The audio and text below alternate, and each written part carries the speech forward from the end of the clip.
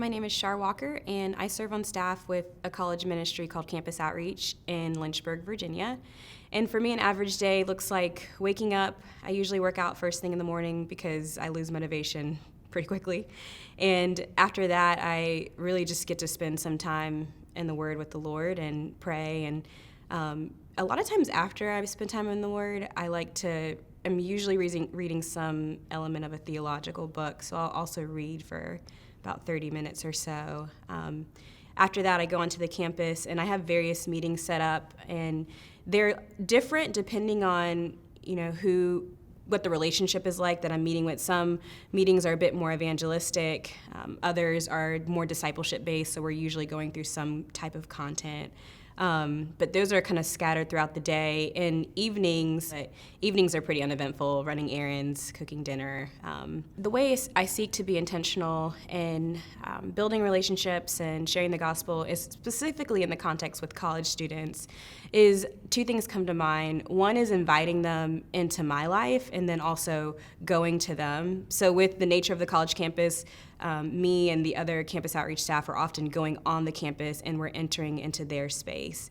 And one thing I love about the process of building relationships really is you're kind of getting to know people, and you're not getting to know them as projects, but you're getting to know them as people. And I've seen that the college students I work with, while many, and maybe most of them, are not Christians when they come into college, that's not all they are.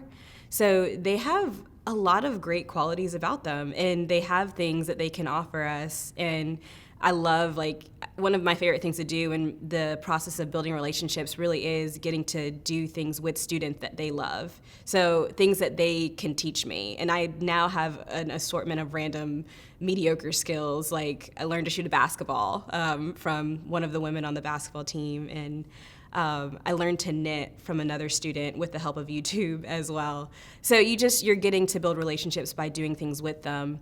And the other element really is inviting them into my life as well. So, as if I'm going grocery shopping, I do like to take them with me, and they like to get off campus often. And I love seeing movies, and students typically like seeing movies too, especially if they're at the Dollar Theater. So there's one student I can think of, we built a friendship off of seeing movies at the Dollar Theater and then getting ice cream afterwards. And through the process of building relationship, the gospel comes out. And you do have to be intentional for sure about sharing the message, but when you're just living your life and you're kind of doing these seemingly unspiritual events, but you're really tilling the soil of their hearts, when the time comes to actually say, hey, this is something I'm really passionate about, I'd love to share it with you, they're often not surprised. They can see in your life elements of Christ-like characteristics that are just different than maybe others that they have experienced. So those are two ways I really try to share, I would say, not just the gospel, but also my life with some of the students that I meet. One thing I tried to do differently in my evangelism this past year was trying to connect students' core concerns and their core values to the message of the gospel, because a lot of students I found have a hard time seeing, how do the scriptures, or how does God, how does that have anything to do with my life? And so in the process of spending time with them, I'm really trying to identify, what do they care about and what is significant to them. So one girl, just through conversation and hanging out, it became kind of clear to me, and I asked her that one of her core values or concerns was this feeling of belonging and being accepted by a community of people. And she was an athlete at the school that I worked at, which is partly what she loved about being on the team, was feeling accepted. And when the time came to actually share the gospel with her, it's such a great bridge, because I was like, you were created to be accepted by someone in particular, but there has been the struggle of sin that has really separated your relationship with one person that you were particularly made to be in relationship with. I shared the gospel over a couple months with her, and I wish I could say tears filled her eyes and she just repented of her sins, and it was this beautiful moment. But honestly, I remember the last time I shared, and she walked away pretty apathetic, and as far as I know at this point, nothing has really come of the gospel seeds that were planted.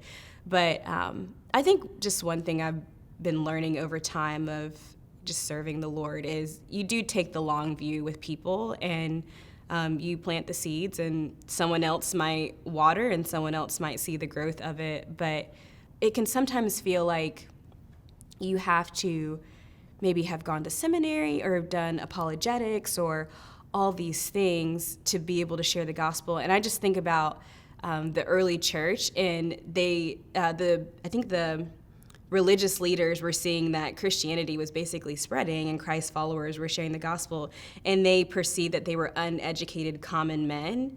And so even like the early church and the gospel message spread through ordinary, we're all ordinary in some sense, but lay people. And so they were considered common and uneducated. So I don't think we have to have an apologetics or a seminary degree to share a very beautiful message with people. And I would also say I've experienced some of the sweetest joy and the sweetest intimacy with the Lord when I have really just said, okay, I want to be faithful to the Great Commission and share news that has changed my life. And I don't know how to describe it, but there is something where you feel the presence of the Holy Spirit, like speaking through you in moments where you feel like you don't have the words to say or you don't know what you should say. And I think the Spirit is faithful to do what he said he was going to do, and he'll give you the words to say to honor Jesus. And, you might say it stuttering and sputtering, but again, when the time comes, the Spirit calms that, and he gives the words to say, so.